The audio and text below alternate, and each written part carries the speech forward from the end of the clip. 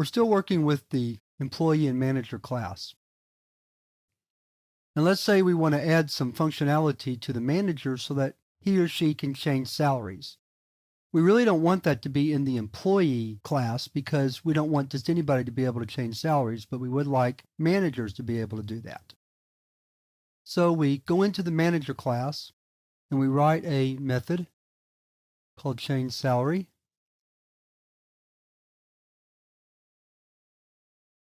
Where we simply write salary is equal to amount, and that's amount is the parameter given to the method.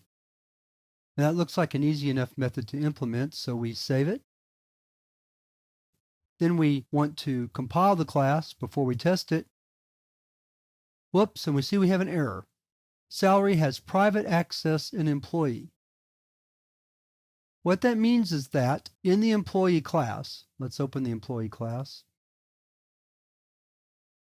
As we know, salary is declared private. And we know that a data member declared private can only be accessed within the class definition.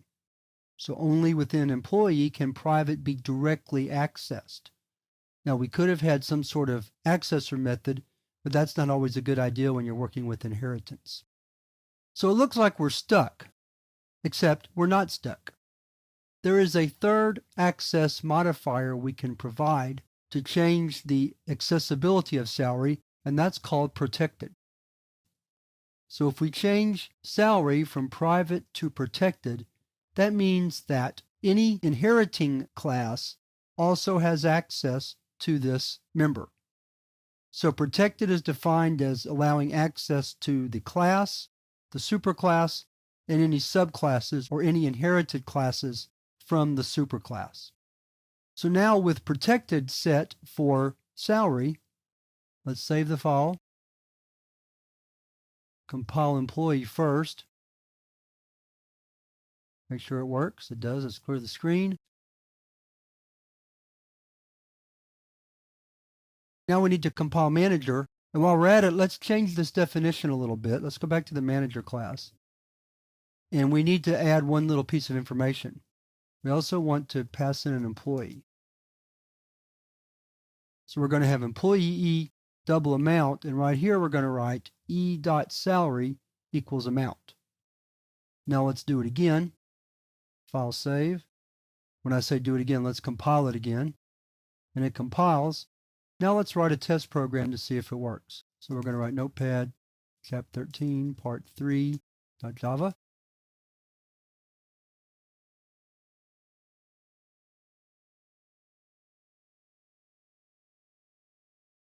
Then public static void main.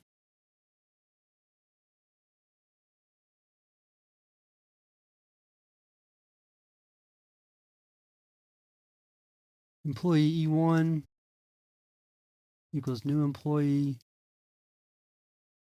Jones 20,000. And we need a manager object.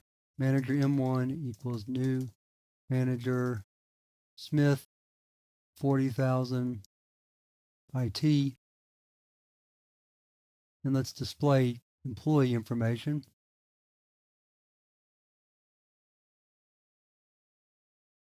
Like so. Then let's change. So we're going to write change salary E1, and let's change it to 25,000. Then let's display their information again. Control C, Control V, close and close. Save the file. Let me look at something real quick. Make sure I called it change salary. I sometimes get confused by those. I did. Save it again. Bring my DOS window back up.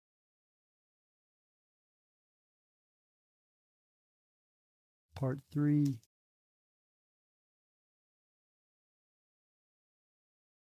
So we see that the change salary method now works.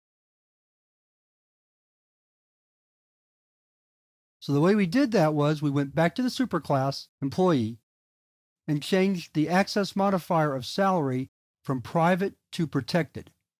And by making it protected, we're now saying that the superclass and any subclass or any inherited classes now have direct access to salary, which makes it a little bit easier to work with the data member rather than having to work through indirect access methods such as setters and getters.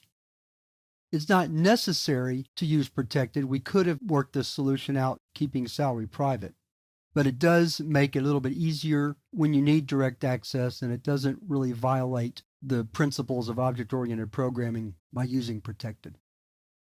So when you need direct access and it's feasible to do so, then you may set some of your data members to protected. You probably don't need to set all of them to protected, but when you need direct access, you can do that when you need it.